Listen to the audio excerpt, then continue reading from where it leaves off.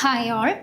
അപ്പോൾ നമ്മൾ കഴിഞ്ഞ ദിവസം 5th സ്റ്റാൻഡേർഡിലെ SCERT ടെക്സ്റ്റ് ബുക്ക് അതിനെപ്പറ്റി ഡിസ്കസ് ചെയ്തു.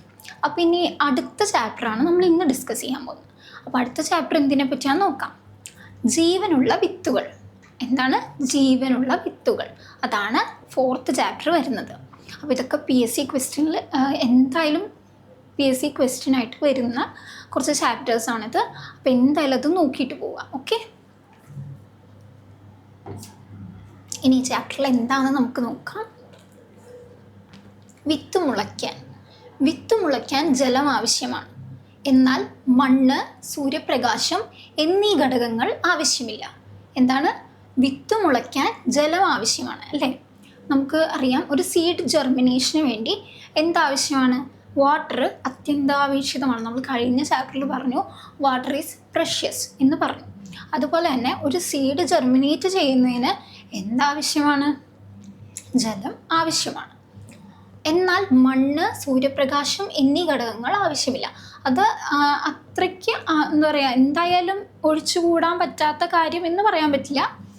മണ്ണ്, സൂര്യപ്രകാശം എന്നീ ഘടകങ്ങൾ അത്രയ്ക്ക് ആവശ്യം ഉണ്ടെന്നില്ല. അല്ലാത്തൊരു അവസ്ഥയിലും എന്ത് ചെയ്യും? സീഡ് ജെർമിനേറ്റ് ചെയ്യും. ജലത്തിനു പുറമെ വായു, അനുയോജ്യമായ താപനില എന്നിവയും വിത്ത് മുളയ്ക്കാൻ ആവശ്യമാണ്. എന്താണ്? ജലത്തിനു പുറമെ, അതായത് വാട്ടറിന് പുറമെ എന്തൊക്കെ ആവശ്യമാണ്? എയർ, അതുപോലെ തന്നെ അതിന് സ്യൂട്ടബിൾ ആയിട്ടുള്ള ടെമ്പറേച്ചർ എന്നിവയും സീഡ് ജെർമിനേഷൻ, അതായത് വിത്ത് മുളയ്ക്കാനായിട്ട് ആവശ്യമാണ്. വ്യത്യസ്ത വിത്തുകൾ മുളയ്ക്കാനെടുക്കുന്ന സമയവും അനുയോജ്യമായ താപനിലയും വ്യത്യസ്തമാണ്. അതായത് വ്യത്യസ്തമായ വിത്തുകൾ, അതായത് ഡിഫറെൻ്റ് ആയിട്ടുള്ള സീഡ്സ്, അത് ജെർമിനേറ്റ് ചെയ്യാൻ എടുക്കുന്ന ടൈമും അതിന് പറ്റിയ താപനില, അതായത് ടെമ്പറേച്ചറും അതും വ്യത്യസ്തമാണ് അല്ലേ? ഓരോ ടൈപ്പ് സീഡും ഓരോ ടൈപ്പിലായിട്ടാണ് ജെർമിനേറ്റ് ചെയ്യുന്നത്. ഓരോ സ്യൂട്ടബിൾ ആയിട്ടുള്ള ടെമ്പറേച്ചറുകൾ വേറെയാണ്. അതുപോലെ തന്നെ അതിൻ്റെ ടൈം വേറെയാണ്, എടുക്കുന്ന ടൈം വേറെയാണ്.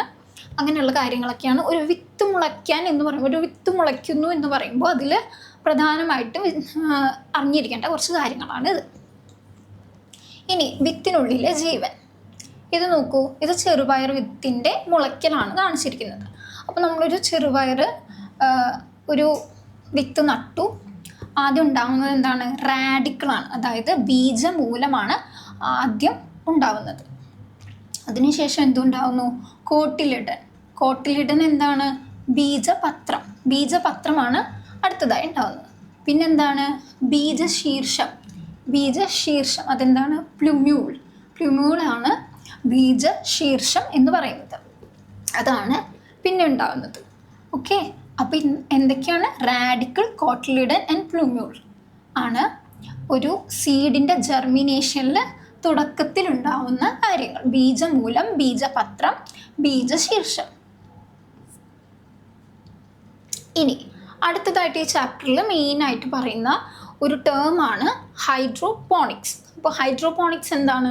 നമ്മൾ നോട്ട് ചെയ്തിരിക്കുക. ഹൈഡ്രോപോണിക്സ് എന്നുള്ളത് ഒരു ക്വസ്റ്റ്യൻ ആയിട്ട് വരാം. മണ്ണില്ലാതെയും സസ്യങ്ങൾ വളർത്തുന്ന നൂതന രീതിയാണ് ഹൈഡ്രോപോണിക്സ്. അതായത് നമ്മൾ പറഞ്ഞു, ഇപ്പം മണ്ണും സൂര്യപ്രകാശവും ഒക്കെ അത്ര അത്യന്താപേക്ഷിതം, അല്ലെങ്കിൽ അത് ഇല്ലാണ്ട് വളരില്ല എന്ന് പറയാൻ പറ്റില്ല. അതില്ലാത്ത അവസ്ഥയിലും വളരാം.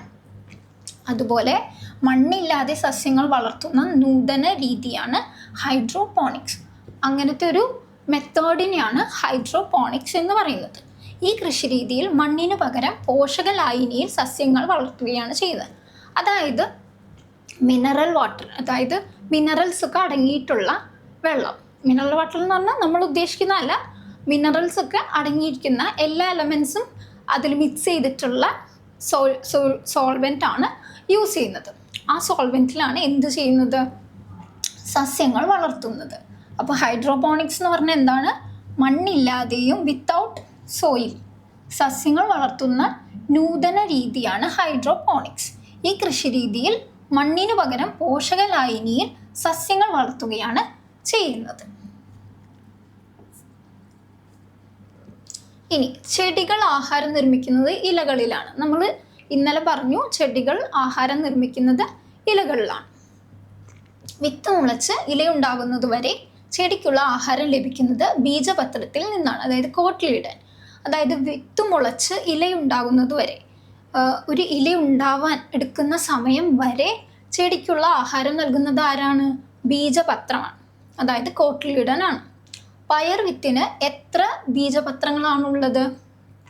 പയർ വിത്തിന് എത്ര ബീജപത്രമാണുള്ളത്? ചെടി വളരും തോറും ബീജപത്രത്തിന് വരുന്ന മാറ്റം നിങ്ങൾ നിരീക്ഷിച്ചു. അതായത് പയർ വിത്തിന് എത്ര ബീജപത്രമുണ്ട്? 2 അല്ലേ? 2 ബീജപത്രമുണ്ട്. അതുപോലെ തന്നെ ഇത് ചെടി വളരും തോറും എന്താണ്? ബീജപത്രം പതിയെ പതിയെ ഇല്ലാണ്ടാവുകയാണ് ചെയ്യുന്നത്.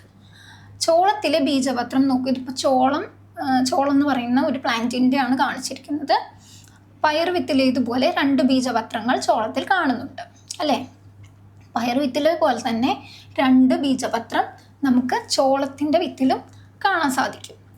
ചോളത്തിൽ 1 ബീജപത്രം മാത്രമാണ് ഉള്ളത്. ബീജപത്രത്തോട് ചേർന്ന് കാണുന്ന ഭാഗമാണ് ബീജാന്നം, അതായത് എൻഡോസ്പേം എന്ന് പറയും. അതായത് ഈ ബീജപത്രത്തിനോട് ചേർന്ന് കാണുന്ന ഭാഗത്തെ എന്ത് പറയുന്നു? ബീജാന്നം എന്ന് പറയുന്നു. അപ്പോൾ നമ്മൾ പറഞ്ഞ പോലെ പയറ് വിത്തിൽ 2 ബീജപത്രമാണ് കാണുക, ചോള വിത്തിൽ 1 ബീജപത്രമാണ് കാണുക. അതുപോലെ തന്നെ ഈ ബീജപത്രത്തോട് ചേർന്നിട്ടുള്ള ഭാഗത്തെ എന്ത് പറയുന്നു? ബീജാന്നം അഥവാ എൻഡോസ്പേം എന്ന് പറയുന്നു. 1 ബീജപത്രം മാത്രമുള്ള സസ്യങ്ങളിൽ വിത്ത് മുളച്ച് ഇലയുണ്ടാകുന്നത് വരെ ചെടിക്കുള്ള ആഹാരം ലഭിക്കുന്നത് ബീജാന്നത്തിൽ നിന്നാണ്. അതായത് 1 ബീജപത്രം മാത്രമുള്ള സസ്യങ്ങളിൽ വിത്ത് മുളച്ച് ഇലയുണ്ടാകുന്നത് വരെ, 1 ബീജപത്രം മാത്രമുള്ളത്, അതായത് ഈ ചോളം പോലത്തെ സസ്യങ്ങളിൽ വിത്ത് മുളച്ച് ഇലയുണ്ടാകുന്നത് വരെ ചെടിക്കുള്ള ആഹാരം ലഭിക്കുന്നത് എന്തിൽ നിന്നാണ്? ഈ ബീജാന്നത്തിൽ നിന്നാണ്, അഥവാ എൻഡോസ്പേമിൽ നിന്നാണ് അതുവരെയുള്ള അവർക്ക് ഫുഡ് ലഭിക്കുന്നത്. ഇനി വിത്ത് മുളയ്ക്കൽ നമ്മൾ പറഞ്ഞു, സീഡ് ജെർമിനേഷൻ എന്ന് പറയും അല്ലേ? വിത്ത് കുതിർന്ന് പുറന്തോട് പൊട്ടുന്നു, അതായത് വിത്ത് കുതിർന്ന് പുറന്തോട് പൊട്ടുകയാണ് ചെയ്യുന്നത്. ആദ്യം ബീജമൂലവും പിന്നീട് ബീജശീർഷവും പുറത്തു വരുന്നു. ബീജമൂലം നമ്മൾ പറഞ്ഞു റാഡിക്കിൾ. ആദ്യം എന്താണ് പുറത്തേക്ക് വരുന്നത്? റാഡിക്കിൾ പുറത്തേക്ക് വരുന്നു. അത് കഴിഞ്ഞ് ബീജശീർഷം പ്ലൂമൂള് പുറത്തേക്ക് വരുന്നു. ബീജമൂലം ചെടിയുടെ വേരായി മാറുന്നു. അതായത് ഈ ബീജമൂലം എന്ന് പറയുന്ന റാഡിക്കിള് ചെടിയുടെ റൂട്ടായിട്ട് മാറുകയാണ്, വേരായിട്ട് പിന്നെ മാറുകയാണ്. ബീജശീർഷം തണ്ടും ഇലയായി മാറുന്നു. ബീജശീർഷം പ്ലൂമൂൾ എന്തായി മാറുന്നു? പ്ലൂമൂൾ ആ ചെടിയായി മാറുന്നു. ആ ചെടിയുടെ എന്തായി മാറുന്നു? ഇലയും തണ്ടുമായി മാറുന്നു.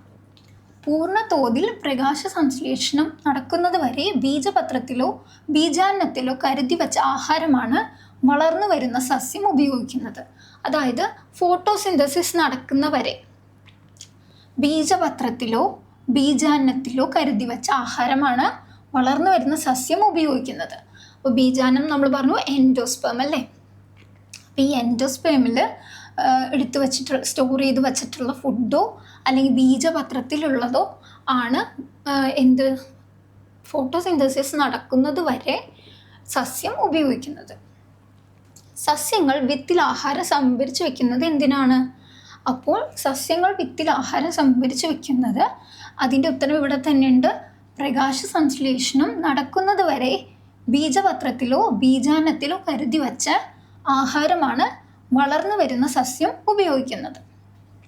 ഇനി വിത്തിൽ നിന്നല്ലാതെ നമ്മൾക്കറിയാം എല്ലാ ചെടികൾക്കും വിത്ത് തന്നെ നട്ടാലേ വളരൂ, അങ്ങനെയില്ല. അല്ലാതെയും നമുക്ക് എന്ത് ചെയ്യാം? ചെടികളെ എന്താണ് നടീൽ വസ്തുക്കളായിട്ട് ഉപയോഗിക്കാം. ചെമ്പരത്തി, കൃഷ്ണകിരീടം, നിശാഗന്ധി, ഇലമുളച്ചി, ഇവയൊക്കെ എന്താണ്? ഇവയൊക്കെ നമുക്ക് കാണാം ഈ സീഡ് അല്ലാതെ തന്നെ കൊമ്പൊടിച്ച് കുത്തുക അങ്ങനത്തെ കാര്യങ്ങളൊക്കെ ചെയ്തിട്ടാണ് ഇത് നമുക്ക് വളർത്താൻ സാധിക്കും അല്ലേ?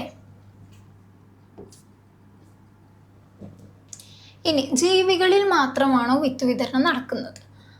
ചർച്ച ചെയ്യൂ. മാതൃസസ്യത്തിൽ നിന്നും പല സ്ഥലങ്ങളിലേക്ക് വിത്തുകൾ എത്തിപ്പെടുന്നതാണ് വിത്ത് വിതരണം, അതായത് സീഡ് ഡിസ്പേഴ്സൽ.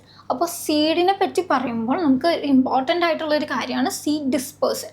അതായത് ഒരു സ്ഥലത്ത് നിന്ന് വേറൊരു സ്ഥലത്തേക്ക് വിത്തുകൾ കൊണ്ടുപോയാൽ മാത്രമേ നമുക്ക് എല്ലായിടത്തും ചെടി നടാൻ സാധിക്കുകയുള്ളൂ. അപ്പോൾ മാതൃസസ്യത്തിൽ നിന്നും പല സ്ഥലങ്ങളിലേക്ക് വിത്തുകൾ എത്തിപ്പെടുന്നതിനെയാണ് വിത്ത് വിതരണം അഥവാ സീഡ് ഡിസ്പേഴ്സൽ എന്ന് പറയുന്നത്. പച്ചപ്പുള്ള ഭാഗങ്ങൾ നഷ്ടപ്പെട്ട ഈ ഇലകളിൽ അവശേഷിക്കുന്നത് എന്താണ്? അതായത് ഇതിപ്പോൾ ഒരു ഉണങ്ങിയ ഇലയുടെ പിക്ചറാണ് കൊടുത്തിരിക്കുന്നത്. അപ്പോൾ ഈ പച്ചപ്പ് നഷ്ടപ്പെട്ട ഈ ഇലയിൽ എന്താണ് അവശേഷിക്കുന്നത് എന്നാണ് ചോദിച്ചിരിക്കുന്നത്. അപ്പോൾ നമ്മൾ കണ്ടിട്ടുണ്ട് ഇങ്ങനെ ഉണങ്ങിയ ഇലകൾ നമ്മൾ കണ്ടിട്ടുണ്ടല്ലേ. അപ്പോൾ അതിലെന്താണ് അവശേഷിക്കുന്നത്? ഇവയിലേക്ക് ജലം എത്തിക്കുന്നതും ഇലയിൽ നിന്ന് ആഹാരം കൊണ്ടുപോകുന്നതും ഈ ഭാഗങ്ങൾ വഴിയാണ്. അതായത് ഈ കാണുന്ന ചെറിയ വെയിൻസ് പോലെ, അതായത് ലീവ്സിൻ്റെ വെയിൻസ് എന്ന് പറയാം അല്ലേ. നമുക്ക് ഉള്ള പോലെ ഞരമ്പുകൾ ഉള്ള പോലെ തന്നെ അവർക്കുള്ളതാണ് എന്താ ഈ വെയിൻസ്. ഈ വെയിൻസിലൂടെയാണ് എന്ത് ചെയ്യുന്നത്? ആഹാരം കൊണ്ടുപോകുന്നതും ജലം എത്തിക്കുന്നതൊക്കെ ഈ വെയിൻസിലൂടെയാണ്. ഇവയാണ് ഇലകളിലെ സിരകൾ. അതായത് വെയിൻസ്. രണ്ട് ഇലകളിലെയും സിരകൾ വിന്യസിച്ചിരിക്കുന്നത് ഒരുപോലെയാണോ? ഇതിപ്പോൾ 2 ഇലകളാണ് കാണിച്ചിരിക്കുന്നത് അല്ലേ. അപ്പോൾ 2 തരത്തിലുള്ള ഇലകളാണ് കാണിച്ചിരിക്കുന്നത്. അപ്പോൾ ഇതിൻ്റെ വെയിൻസ് പോയിരിക്കുന്നത് ഇപ്പോൾ ഒരു വെയിൻസ് പോയിരിക്കുന്നത് നോക്കൂ, ഒരു നമ്മൾ കോമൺ ആയിട്ട് കാണുന്ന ഒരു പാറ്റേണിലാണ് പോയിട്ടുള്ളത്. ഇത് വന്നിട്ട് ലോഞ്ചിറ്റ്യൂഡിനായിട്ട് കുറച്ച് ലൈൻസ് ആയിട്ടാണ് കാണുന്നത്. ആദ്യത്തെ ചിത്രത്തിൽ ഇലയുടെ മധ്യഭാഗത്ത് ഇലഞ്ഞെട്ടിൽ നിന്ന് അഗ്രഭാഗം വരെ നീണ്ടുപോകുന്ന പ്രധാന സിര നോക്കൂ. അതായത് ഇവിടെ നമുക്ക് കാണുന്നത് ഒരു സിംഗിളായിട്ടുള്ള വെയിൻ പോലെ കാണാൻ പറ്റും അല്ലേ. അതിൽ നിന്നിങ്ങനെ ബ്രാഞ്ചസ് പോലെ പോയിരിക്കുകയാണ് ഈ ഒരു ഇലയുടെ പാറ്റേൺ എന്ന് പറയുന്നത്. അതിൽ നിന്ന് പുറപ്പെടുന്ന അനേകം ചെറിയ ശാഖകൾ പരസ്പരം ബന്ധപ്പെട്ട് വലക്കണ്ണികൾ പോലെ കിടക്കുന്നത് കണ്ടില്ലേ. അതായത് അതിൽ നിന്ന് പുറപ്പെടുന്ന അനേകം ചെറിയ ശാഖകളുണ്ടല്ലേ. നമ്മൾ പറഞ്ഞു ഈ ഒരു മെയിൻ സ്ട്രീം അല്ലാതെ അതിൽ നിന്ന് ബ്രാഞ്ചസ് കുറേ ഇങ്ങനെ പോയിട്ടുണ്ട്. ഇതാണ് ജാലിക സിരാവിന്യാസം. ഇങ്ങനെയുള്ളൊരു ലീവ്സിലെ പാറ്റേണിനെ നമ്മൾ എന്ത് പറയുന്നു? Reticulate venation. അതായത് റെറ്റിക്കുലേറ്റ് വെനേഷൻ ജാലിക സിരാവിന്യാസം എന്ന് പറയുന്നു. ഇനി രണ്ടാമത്തെ ഇലയിൽ എന്താണ് കാണുന്നത്? എല്ലാം പരസ്പരം കൂട്ടിമുട്ടാതെ കണ്ടോ, ചെറിയൊരു ഗ്യാപ്പ് അതിൻ്റെ ഇടയിൽ വന്നിട്ടുണ്ട്. അങ്ങനെയുള്ളതിനെ എന്ത് പറയുന്നു? പാരലൽ വേനേഷൻ എന്നാണ് പറയുന്നത്. അതായത് സമാന്തര സിരാവിന്യാസം എന്നാണ് ഈ ഒരു പാറ്റേണിലുള്ള ലീവ്സിനെ പറയുന്നത്. അപ്പോൾ നമ്മളുടെ ഇലകളിൽ എന്താണ് ജലം എത്തിക്കുന്നതിനും ആഹാരം കൊണ്ടുപോകുന്നതിനുള്ള ഭാഗങ്ങളാണ് ഈ സിരകൾ എന്ന് പറഞ്ഞാൽ. അപ്പോൾ ഈ സിരകൾ 2 പാറ്റേണിലുണ്ട്. ഒന്നെന്താണ്? റെറ്റിക്കുലേറ്റ് വെനേഷൻ, രണ്ടാമത്തത് പാരലൽ വെനേഷൻ. അതായത് ജാലിക സിരാവിന്യാസം, അതുപോലെ തന്നെ സമാന്തര സിരാവിന്യാസം. അടുത്തത് ഇപ്പോൾ ഒരു എക്സാമ്പിൾ കൊടുത്തിരിക്കുകയാണ്. നമുക്ക് പ്ലാവിൻ്റെ ഇലകളൊക്കെ നോക്കിക്കഴിഞ്ഞാൽ എന്ത് കാണാം? ജാലിക സിരാവിന്യാസം കാണാൻ പറ്റും. അതായത് റെറ്റിക്കുലേറ്റ് വേരിയേഷൻ കാണാൻ പറ്റും. അപ്പോൾ അത് നമ്മൾ നേരത്തെ പറഞ്ഞ പോലെ തന്നെ ഒരു സിംഗിളായിട്ടുള്ള സ്ട്രീം പോകുന്നുണ്ട്. അതിൽ നിന്ന് ബ്രാഞ്ചസ് പോലെ ചെറിയ ഇത് പോയിട്ടുണ്ട്, വെയിൻസ് പോലെ പോയിട്ടുണ്ട്. അതുപോലെ തന്നെയുള്ളതാണ് സമാന്തര സിരാവിന്യാസം. അതെന്താണ്? ഇപ്പോൾ ഒരു മുളയുടെ ഒരു ഇല എടുത്തേക്കാണ്, അവിടെ നമുക്ക് കാണുന്നത് ഇതുപോലെ പാരലലായിട്ടുള്ള ലൈൻസ് നമുക്ക് കാണാൻ പറ്റും. അതിനെയാണ് സമാന്തര സിരാവിന്യാസം എന്ന് പറയുന്നത്, അല്ലെങ്കിൽ പാരലൽ വേരിയേഷൻ എന്ന് പറയുന്നത്. ഇവിടെ ഇനി അടുത്ത് നമ്മൾ ഡിസ്കസ് ചെയ്യുന്നത് എന്താണെന്ന് വെച്ചാൽ, പല സസ്യങ്ങളിൽ പല രീതിയിലാണ് നമുക്ക് വേരുകൾ കാണാൻ സാധിക്കുക. അതൊരു ഇമ്പോർട്ടൻറ്റ് പാർട്ടാണ്. വേരുകളെ പറ്റി പറയുമ്പോൾ 2 തരത്തിലുള്ള വേരുകളുണ്ട്. എന്തൊക്കെയാണ്? ടാപ്പ് റൂട്ടും ഫൈബ്രസ് റൂട്ടും. അതായത് ടാപ്പ് റൂട്ട് എന്ന് പറയുമ്പോൾ ഇതുപോലെ തന്നെ ഒരു മെയിനായിട്ടൊരു വേര് താഴേക്ക് ഇറങ്ങിയിട്ടുണ്ടാവും. അതിൽ നിന്ന് ചെറിയ ശാഖകളായിട്ട് സൈഡിലേക്കൊക്കെ പോയിട്ടുണ്ടാവും. അതിനെയാണ് എന്ത് പറയുന്നത്? ടാപ്പ് റൂട്ട് എന്ന് പറയുന്നത്. ഇനി ഫൈബ്രസ് റൂട്ട് എന്ന് പറഞ്ഞാൽ എന്താണ്? നമുക്ക് ഇങ്ങനെ ഒരുപാട് ചെറിയ എന്താ പറയുക ബ്രാഞ്ചസ് പോലെ ഇങ്ങനെ കാണാൻ പറ്റുന്നതിനെയാണ് നമ്മൾ ഇങ്ങനെ ഈ ഒരു രീതിയിൽ കാണാൻ പറ്റുന്ന വേരുകളെയാണ് നമ്മൾ ഫൈബ്രസ് റൂട്ട് എന്ന് പറയുന്നത്. അപ്പോൾ അതിന് രണ്ടിനും ഒരു എക്സാമ്പിൾ പ്ലാവിൻ്റെ റൂട്ട് നമ്മൾ നോക്കിക്കഴിഞ്ഞാൽ കാണാം, അത് ടാപ്പ് റൂട്ടാണ്. അതുപോലെ തന്നെ പുൽച്ചെടി, ഇപ്പോൾ പുല്ലിൻ്റെയൊക്കെ വേര് നമ്മൾ ശ്രദ്ധിച്ചാൽ അറിയാം, നമ്മളിങ്ങനെ വളരെ ഫൈബ്രസ് ആയിട്ടിരിക്കും. അതിനെയാണ് ഫൈബ്രസ് റൂട്ട് എന്ന് പറയുന്നത്. കാണ്ഡത്തിൻ്റെ ചുവട്ടിൽ നിന്ന് താഴോട്ട് വളരുന്ന ഒരു തായ്വേരും അതിൽ നിന്ന് വളരുന്ന ശാഖാവേരുകളും ചേർന്ന് കാണപ്പെടുന്ന വേരുപടലമാണ് തായ്വേരുപടലം, അതായത് ടാപ്പ് റൂട്ട് സിസ്റ്റം. ഈ ടാപ്പ് റൂട്ട് സിസ്റ്റത്തിൻ്റെ പേരാണ് തായ്വേരുപടലം. മാവ്, പ്ലാവ് തുടങ്ങിയവയിൽ തായ്വേരുപടലം കാണാം. അപ്പോൾ ഈ ടാപ്പ് റൂട്ട് സിസ്റ്റം കോമൺ ആയിട്ട് കാണുന്ന പ്ലാന്റ്സ് അല്ലെങ്കിൽ ട്രീസ് ഏതൊക്കെയാണ്? മാവ്, പ്ലാവ് തുടങ്ങിയവയിലാണ് ഈ ടാപ്പ് റൂട്ട് സിസ്റ്റം കാണാൻ പറ്റുന്നത്. കാണ്ഡത്തിൻ്റെ ചുവട്ടിൽ നിന്ന് വളരുന്ന നാരുകൾ പോലെയുള്ള ധാരാളം വേരുകൾ ചേർന്ന വേരുപടലമാണ് നാരുവേരുപടലം. എന്താണ്? Fibrous root system. അതായത് ഒരുപാട് നാരുകൾ പോലെ ധാരാളം വേരുകൾ ചേർന്ന് കാണുന്ന ഒരു വേരുപടലമാണ് എന്താ? Fibrous root system. പുൽവർഗത്തിൽപ്പെട്ട സസ്യങ്ങൾ എന്താണ്? നാരുവേരുപടലത്തിലാണ് ഉള്ളത്. അപ്പോൾ അതിൻ്റെ രണ്ടിൻ്റെ എക്സാമ്പിൾ കൊടുത്തിട്ടുണ്ട്. ഫൈബ്രസ് റൂട്ട് സിസ്റ്റം എന്ന് പറഞ്ഞു കഴിഞ്ഞാൽ ഗ്രാസ് ഒക്കെ, പുൽവർഗത്തിൽപ്പെട്ട എല്ലാ സസ്യങ്ങളും എന്തിലുള്ളതാണ്? ഫൈബ്രസ് റൂട്ട് സിസ്റ്റത്തിൽ ഉള്ളതാണ്. ടാപ്പ് റൂട്ട് സിസ്റ്റത്തിൻ്റെ എക്സാമ്പിളാണ് മാവ്, പ്ലാവ് തുടങ്ങിയ സസ്യങ്ങൾ തായ്വേരു പടലത്തിൽ ഉള്ളതാണ്. ഇനി വേറെ ഒരു നമുക്ക് ഇതേ രീതിയിലുള്ള വേരുകളല്ലാതെ വേറെ രീതിയിലുള്ള വേരുകളും കാണാൻ സാധിക്കും നേച്ചറിൽ. എന്തൊക്കെയാണ്? സാധാരണയായി ബീജമൂലം വളർന്നാണ് വേരുകളായി മാറുന്നതെങ്കിൽ തണ്ടിൽ നിന്നും ശിഖരങ്ങളിൽ നിന്നും ചില വേരുകൾ ഉണ്ടാകുന്നുണ്ട്. അതെന്താണ്? അതായത് നമ്മൾക്ക് ഒരേ രീതിയിലല്ല, അത് പല രീതിയിൽ റൂട്ട്സ് വളരുന്നത് കാണാൻ പറ്റും. അതിലൊരെണ്ണമാണ് എന്ത്? താങ്ങുവേര്. താങ്ങുവേര് എന്താണ്? Prop root. അതായത് ഇപ്പോൾ നമ്മൾ പറഞ്ഞു ബീജം മൂലം വളർന്നിട്ടാണ് റൂട്ടായിട്ട് മാറുന്നത് എന്ന് നമ്മൾ പറഞ്ഞു. അങ്ങനെയാണെങ്കിൽ തണ്ടിൽ നിന്നും ശിഖരങ്ങളിൽ നിന്നും വേരുകൾ ഉണ്ടാകുന്നുണ്ട്. അതായത് അതിൻ്റെ സ്റ്റെമ്മിൽ നിന്നും ബ്രാഞ്ചസിൽ നിന്നും ഡയറക്റ്റ് റൂട്ട്സ് ഉണ്ടാവുന്നുണ്ട്. ആ അവസ്ഥകളെ എന്ത് പറയുന്നു? അതിന് പല രീതിയിലുണ്ട്. അത് താങ്ങുവേര് അല്ലെങ്കിൽ പ്രോപ്പ് റൂട്ട്, പൊയ്ക്കാൽ വേര് അല്ലെങ്കിൽ സ്റ്റിൽറ്റ് റൂട്ട്, പറ്റുവേര്, ക്ലിങ്ങിങ് റൂട്ട് എന്നൊക്കെയാണ് ഇവ അറിയപ്പെടുന്നത്. എന്തൊക്കെയാണ്?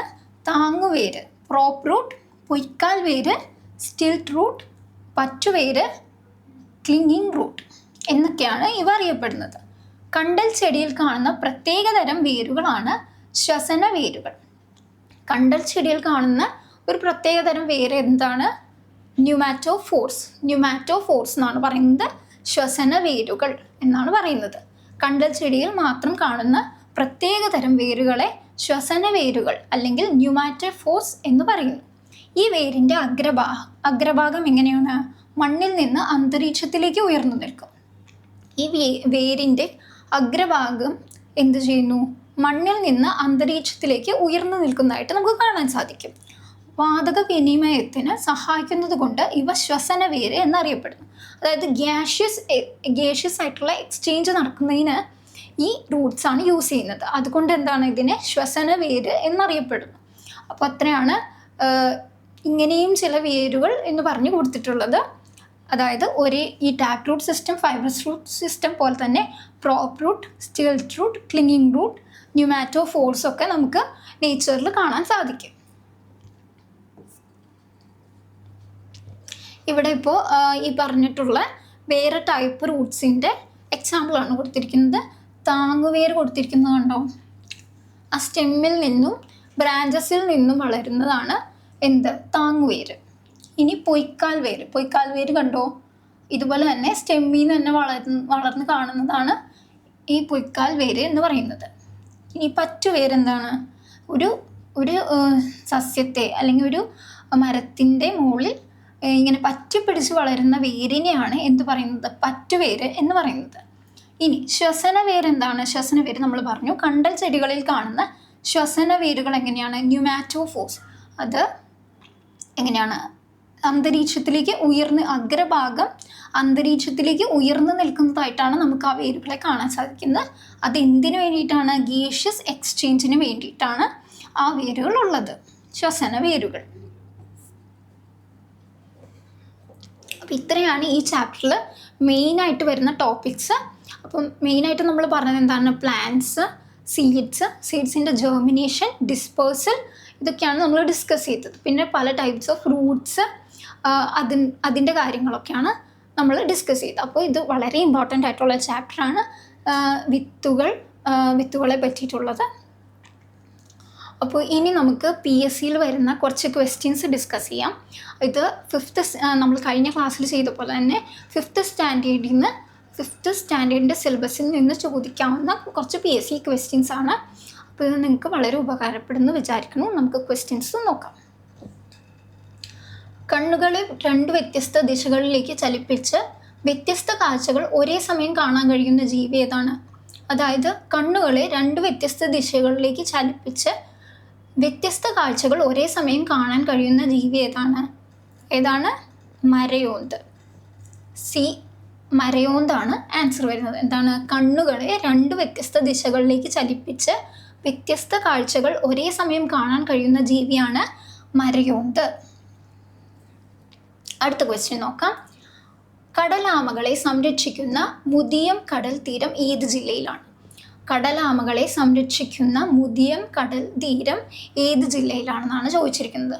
അപ്പോൾ ആൻസർ ഏതാണ് വരുന്നത്? ആൻസർ വരുന്നത് A ആണ്, കോഴിക്കോടാണ്. കടലാമകളെ സംരക്ഷിക്കുന്ന മുതിയം കടൽ തീരം ഏത് ജില്ലയിലാണ്? കോഴിക്കോട് ജില്ലയിലാണ്.